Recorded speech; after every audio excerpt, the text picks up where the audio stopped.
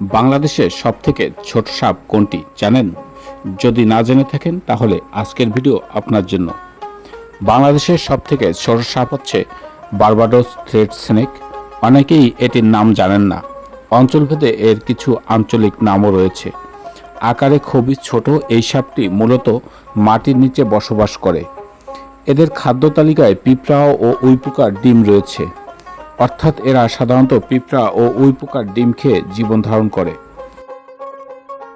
এ সাপের বাংলা নাম হচ্ছে ব্রাহ্মণী সাপ, তবে ওয়ার্ম স্নেক বা কেঁচো সাপ নামেও এ সাপের অনেককে চেনেন।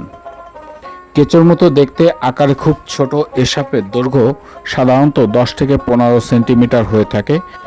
এদের শরীর নালাকার, সাধারণত কালচে বাদামি হয়ে থাকে। নির্বিষ এ সাপ মানুষের কোনো ক্ষতি করে না। পোকামাকড় ও পিঁপড়ার ডিম খেয়ে এরা বেঁচে থাকে। মাটির নিচে বসবাস করার জন্য এদের তেমন দেখা পাওয়া যায় না।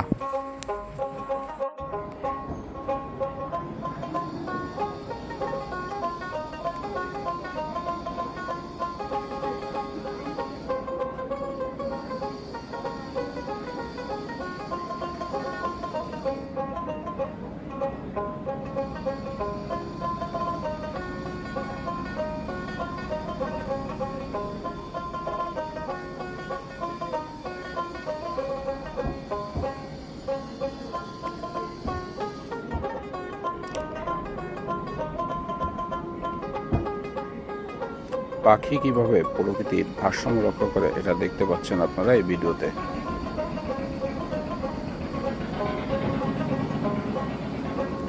বিভিন্ন প্রকার সাপ দেখা যায়। এটি একটি ছোট সাপ, যেটা হচ্ছে নির্বিষ বা বিষাক্ত নয়।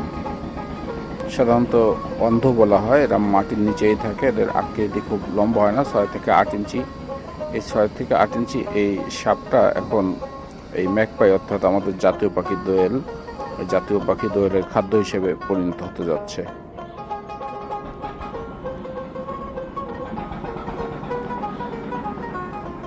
প্রকৃতির ভারসাম্য রক্ষার জন্য পাখি খুবই প্রয়োজন। পাখি আমরা অনেকে মেরে ফেলি, কিন্তু এটিকে রক্ষা করতে হবে।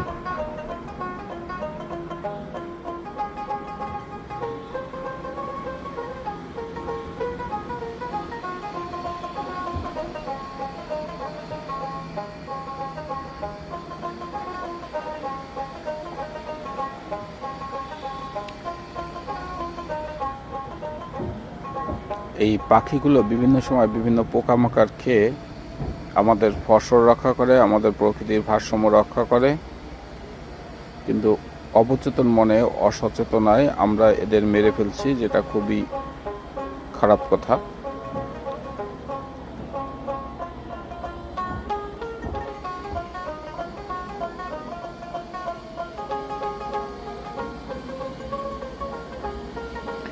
এই পাখিটা অনেকক্ষণ ধরে চেষ্টা করছে এই ছোট সাপটিকে মারার জন্য, এবং এক পর্যায়ে সাপটিকে দুর্বল করেছে। প্রথম যখন আমি একে দেখতে পাই তখন সাপটি বেশ চঞ্চল ছিল, কিন্তু এখন দুর্বল, এবং শেষ পর্যন্ত খেয়ে নিল পাখিটা।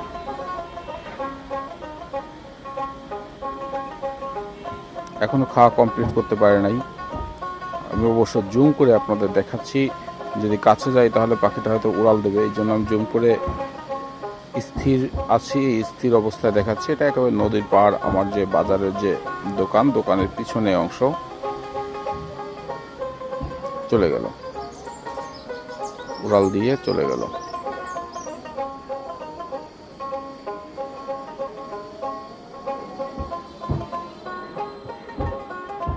দেখুন কতটুকু জায়গা জুম করে এনেছিলাম।